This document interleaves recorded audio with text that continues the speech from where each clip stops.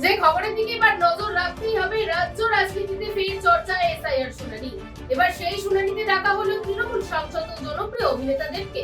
সূত্রের খবর, তার নিজের এলাকা থেকেই এই তথ্য নিশ্চিত হয়েছে। শুধু দেব নন, তার পরিবারের আরো 3 জন সদস্যকে ওই শুনানিতে হাজিরা দেওয়ার জন্য নোটিশ পাঠানো হয়েছে।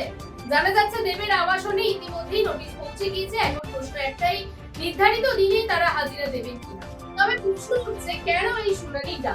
সূত্র মারফত জানা যাচ্ছে, সংশ্লিষ্ট ফর্মের একটি গুরুত্বপূর্ণ অংশ পূরণ করা হয়নি। বিশেষ করে ফর্মের নিচের অংশে 2002 সালের লিঙ্ক সংক্রান্ত যে তথ্য দেওয়ার কথা ছিল সেটি ফিল আপ করা হয়নি বলেই দাবি।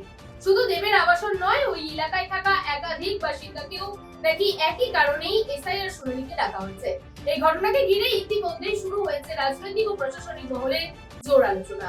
সাধারণ নাগরিকদের পাশাপাশি পরিচিত মুখদেরও নাম উঠে আসার বিষয়টি আরো বেশি নজর কেড়েছে। এদিকে আজ সোমবারই এসআইআর শুনানিতে ডাকা হয়েছিল ভারতীয় ক্রিকেট দলের তারকা মোহাম্মদ সামিকেও। তবে খেলার কাজে রাজ্যের বাইরে থাকায় তিনি আজ হাজিরা দিতে পারেননি বলেই জানা গেছে। অন্যদিকে শুনানিতে হাজিরা দিয়েছেন অভিনেতা কৌশিক বন্দ্যোপাধ্যায় এবং লাবণী সরকার। তারা নির্ধারিত সময়ে উপস্থিত হয়ে প্রয়োজনীয় প্রক্রিয়ায় অংশ নেন বলে সূত্রের খবর। সব মিলিয়ে এসআইআর শুনানিকে ঘিরে রাজ্যে ফের বাড়ছে উত্তাপ। কারা হাজিরা দেন, কারা হাজিরা দেন না, এবং সেই শুনানির পরবর্তী পদক্ষেপ বা কি হয় সেদিকেই এখন নজর রাজ্যবাসী। আবারও আসছে পরবর্তী সময় আরো গুরুত্বপূর্ণ খবরের আপডেট নিয়ে। ততক্ষণ চোখ থাকুক এই বেলা বাংলার পর্দায়।